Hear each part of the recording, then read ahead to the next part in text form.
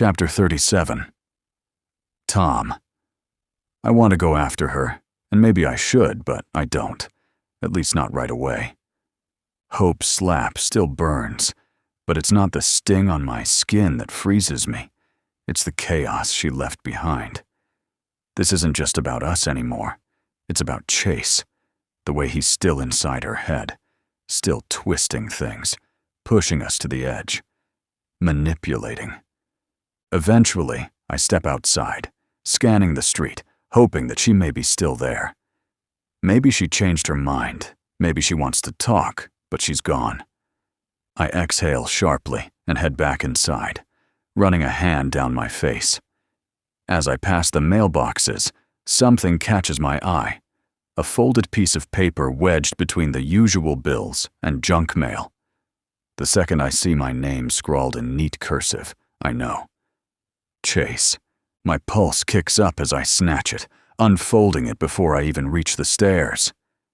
Tom, I know you're angry, but there's something you need to understand. There's nothing between me and Christian. I admit it. I wanted to make you jealous, and it wasn't exactly my smartest move.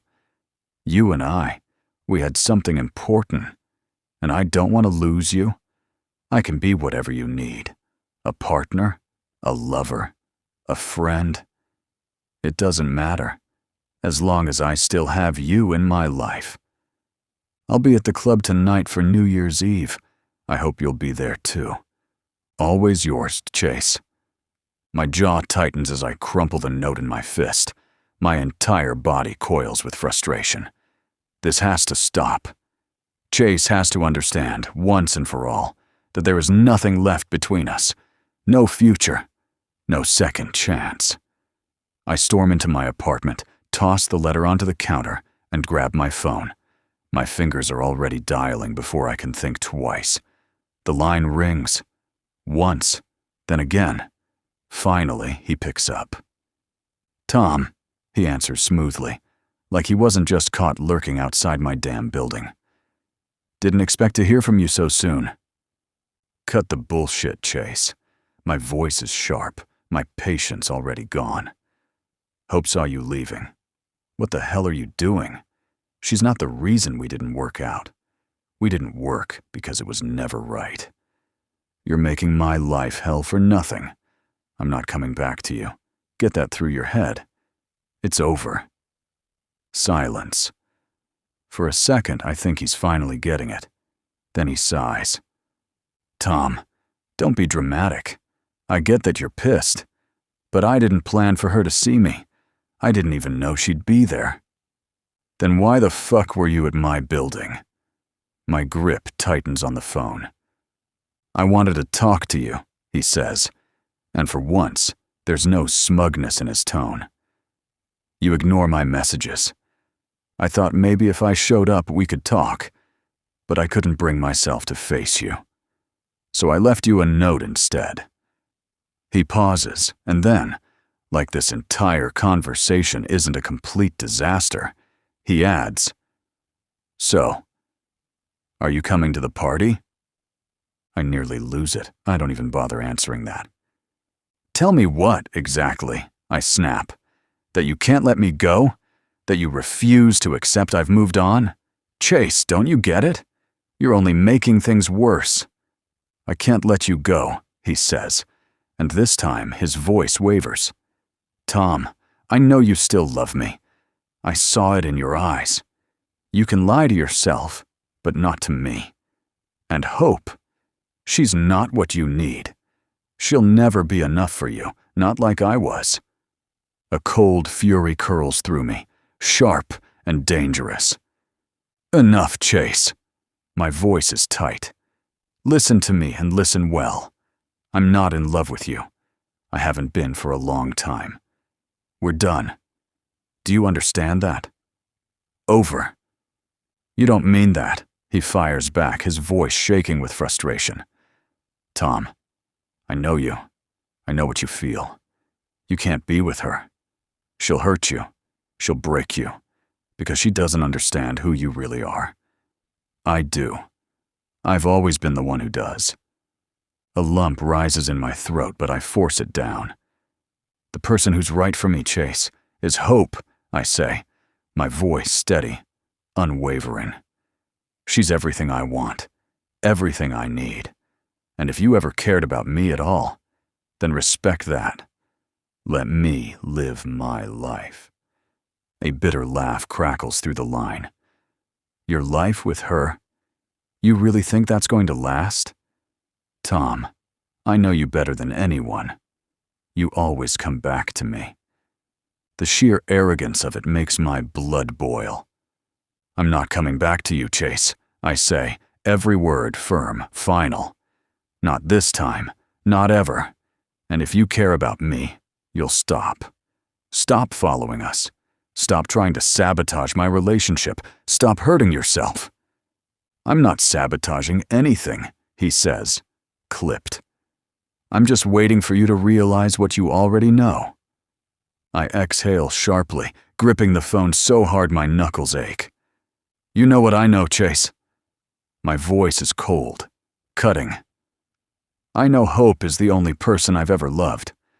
I know I want to spend my life with her. And I know you need to let me go, for both of our sakes. Silence hangs between us. Even I'm caught off guard by the weight of my own words. I know how I feel about Hope, but saying it out loud, that I want to spend my life with her, hits harder than I expected. Before I can process it, Chase exhales, snapping me back to reality. If that's really what you want, then I won't bother you anymore. A pause. But don't expect me to give up that easily, Tom. My jaw clenches. I don't want you fighting for me, Chase, I say, exhausted. I want you to move on, find a way to be happy, without me. I hang up before he can respond, my breath heavy. Dropping my phone onto the counter, I drag a hand through my hair. Chase isn't just refusing to let go, he's unraveling. His obsession with me, with us, is spiraling into something darker, something unstable. He's always been intense, but this feels different. And for the first time, a thought cuts through me, sharp and unwelcome. What if he tries to hurt Hope? A shiver runs down my spine, unease twisting deep in my gut. My gaze falls on the note still sitting on the counter, taunting me, and then it clicks. Hope saw him leaving my building. That's why she was so convinced I was lying. I curse under my breath. I was so focused on being pissed at Chase that I didn't even think to call her. Grabbing my phone, I swallow against the tightness in my throat. It rings 4 times before she finally picks up. Hope? I keep my voice steady. Hey, Tom. Her tone is distant and cold, a complete shift from the fury she threw at me earlier. I don't know which version of her hurts more. I'm out shopping, so if this is important, make it quick. Something about the way she says it puts me on edge. I take a slow breath, forcing myself to stay calm. No drama. I just wanted to clear something up. I figured out what happened with Chase, and I need to explain. There's nothing to explain. She cuts in, sharp. It's all pretty damn clear. Hope, please, I say, lowering my voice. It's not what you think. Chase left a note in my mailbox. That's why he was at my building. I just realized you must have seen him leaving. But I swear, I had no idea. Silence. Then a short, bitter laugh. Oh, sure. You had no idea, but somehow Chase is always there, always between us. Blah, blah, blah. I pull the phone away for a second, staring at it like I'm not sure it's really Hope on the other end. She sounds off, like she's right on losing it. It's the truth, Hope, I say, my pulse hammering. I talked to him, told him to stay the hell away from us.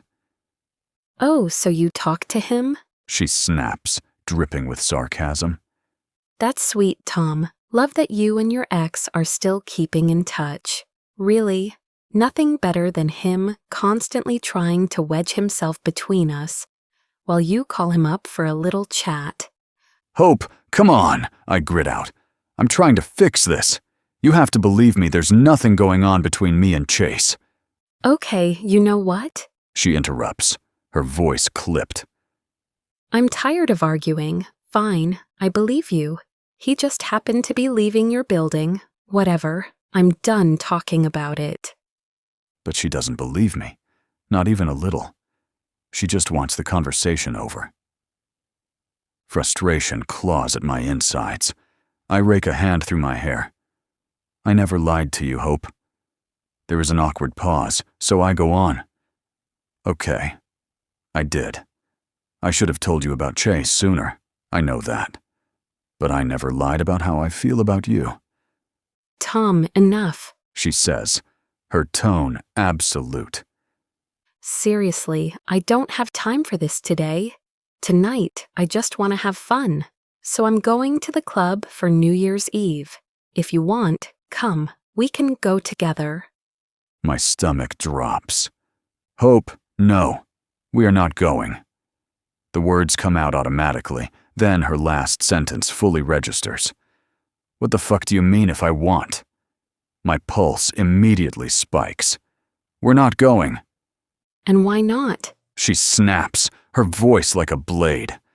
Scared I might meet someone? That I might do something you don't like?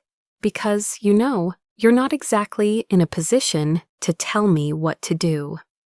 Hope, are you fucking serious right now? My voice is sharp, but panic coils tight in my gut. I don't want us to go because that's not where we should be right now. I want us to talk, to actually fix this, please. Tom, we've talked enough, She says, ice in her tone. See you at the club, or maybe not. Happy New Year, Tom. Then she hangs up. I stare at my phone like it might change something, like it might erase what she just said. Happy New Year, Tom? What the fuck? I call her back immediately. What? She answers, already irritated. I'll pick you up at 8, I say through clenched teeth, then hang up before she can argue. Chapter 38. Tom. My footsteps echo through the hallway as I approach her door. I promised myself tonight would be different, that we'd fix this, untangle the mess of emotions, misunderstandings, and everything we've left unsaid. I can't keep going like this. I don't want to lose her. I knock, and when the door swings open, the sight of her steals the breath from my lungs. Hope stands there, stunning and dangerous. Her curls tumble over her shoulders in wild waves, framing her face like a crown. She's wearing a dress so tight it should be illegal, the hem barely covering the tops of her thighs. Those heels make her legs look endless, and the fire in her eyes, fierce, unbothered, almost daring, sends a sharp pulse of heat through me.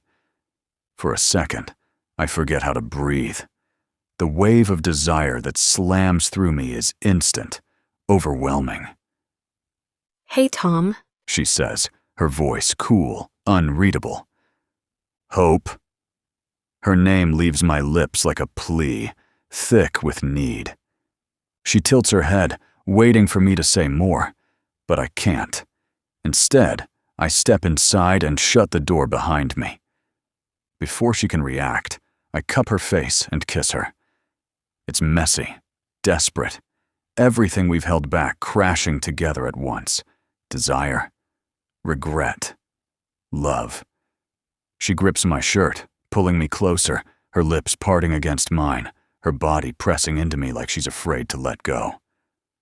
I back her against the door, her body molding to mine, my hands tracing her curves, my pulse hammering. But then, like a bucket of ice water, reality slams into me. The lies, the doubts, the distance still wedged between us. I tear myself away, breath ragged. I hate this, I murmur, my voice raw. There's so much between us, Hope. Love, attraction. but also this fucking wall, and I don't know how to break it down. She doesn't answer right away. Her gaze drifts, distant, like she's already somewhere else. Then, finally, she exhales. Let's just go, Tom. Don't ruin the night before it even starts. The words cut, but I swallow my frustration and step back. Maybe I deserve this. The car ride is silent, tension thick between us. She stares out the window, and I grip the steering wheel so tight my knuckles turn white. The club is the same as always, dim lights, pounding bass, an atmosphere heavy with heat and temptation. Hope walks in like she owns the place, effortlessly turning heads. Pride and jealousy coil inside me as I watch her move, the way her dress clings to her thighs, the way she radiates confidence like she knows exactly what she's doing. We head to the bar and order drinks. Lydia finds us almost immediately, her usual smirk firmly in place. She greets us with cheek kisses, but before she can say a word, Hope steps closer, pressing into her space just enough to make a statement. Her hand drifts lazily over Lydia's chest before sliding down to grip her waist, bold, deliberate, fucking provocative. We should have some fun later, Hope murmurs, her voice low, teasing, but edged with something darker.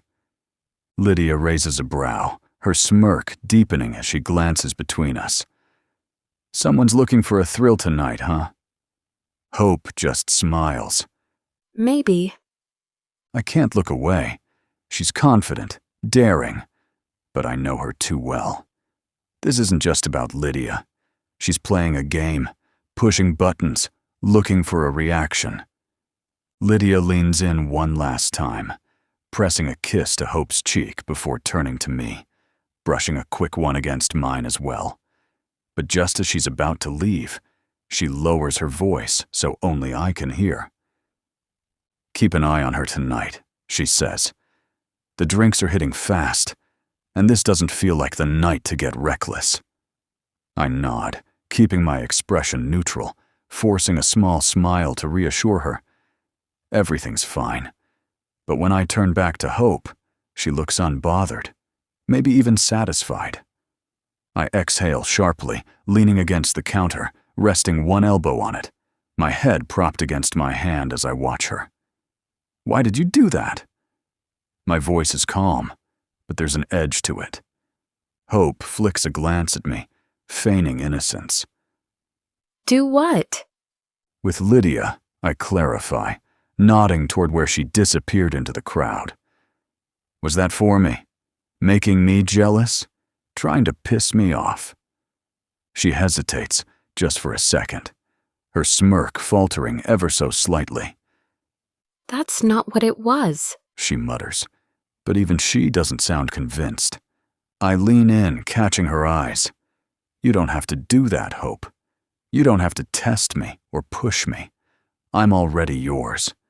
We don't need to be here. I don't want anyone else, I just want you. That's all that matters. Her gaze drops, fingers absently tracing the rim of her glass. Tom. She starts, but her voice trails off as her posture stiffens. I glance at her, then follow her gaze. Across the room, two guys are deep in conversation, laughing. Something about them makes her tense. What's wrong? I ask. She doesn't answer right away, her jaw tightening. Then, after a beat, she exhales. Tom, look, she murmurs, nodding toward the far end of the bar. I follow her gaze, and that's when I realize who they are. My stomach knots. Chase is there, and he's not alone. He's talking to Nate, Hope's ex. I recognize him instantly. Fucking Nate. Hope stares, her expression unreadable, until Chase leans in and kisses him. The shock on her face is unmistakable. I glance at her. She looks frozen, like her mind can't quite process what she's seeing. I should say something, anything, but the words won't come out. Hope is the one who breaks the silence. Nate and Chase? She whispers, almost to herself. Nate, with another guy. That's not possible. It can't be. I rake a hand through my hair, searching for the right words. Hope, I'm sorry.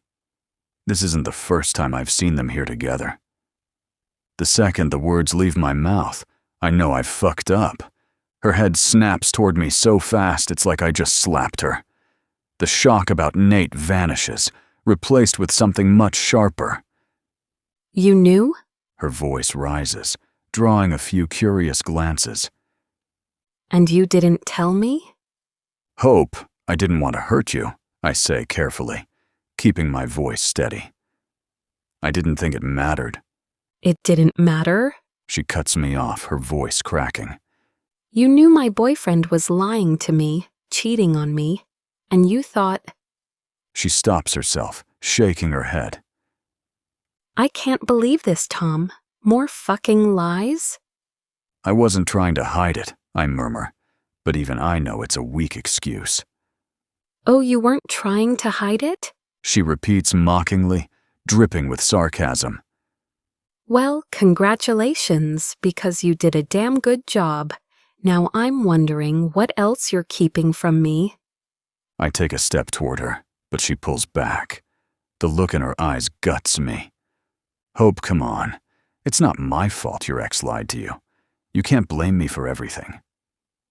She slides off her stool, setting her empty glass down without even looking at me. I'm going to the bathroom. I need a minute. I nod, but the knot in my stomach tightens. For a second, I think she might just leave. I watch her disappear into the crowd, every instinct screaming at me not to let her out of my sight. Then I see him. Chase. He moves through the club with that same arrogant swagger, cutting through the crowd. And the second I realize he's heading straight for Hope, something inside me snaps. She notices him, hesitating as he stops in front of her. She stiffens, clearly thrown off. He leans in and says something.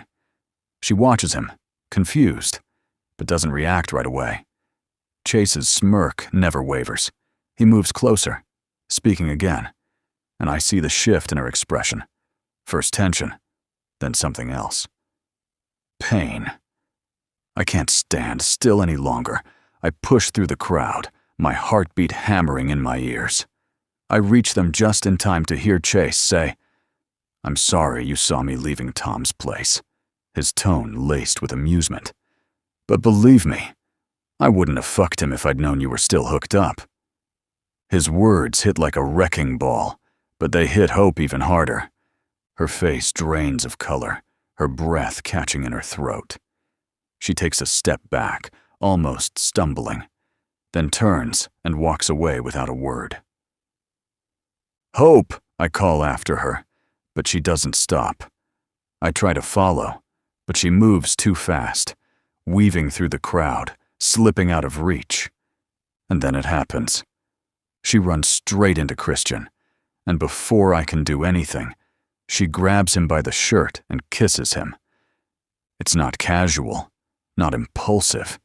It's deliberate, almost aggressive, charged with something I can't name. Anger, pain, revenge.